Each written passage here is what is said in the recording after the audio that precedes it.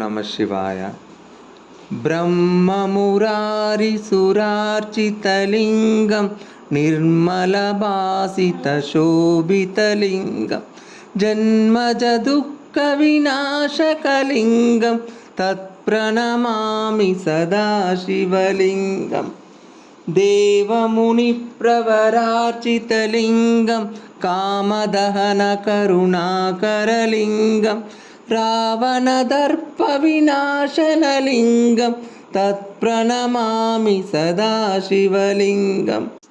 सर्वसुगन्धसुलेपितलिङ्गं बुद्धिविवर्धनकारणलिङ्गं सिद्धसुरासुरवन्दितलिङ्गं तत्प्रणमामि सदा शिवलिङ्गं।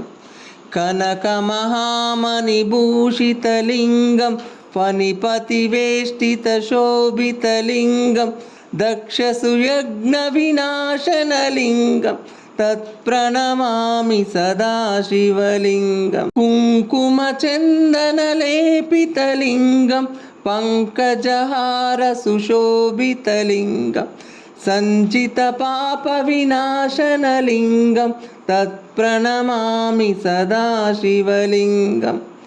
देवगणार्चितसेवितलिङ्गं भावैर्भक्तिभिरेव च लिङ्गं दिनकरकोटिप्रभाकरलिङ्गं तत्प्रणमामि सदा शिवलिङ्गम्।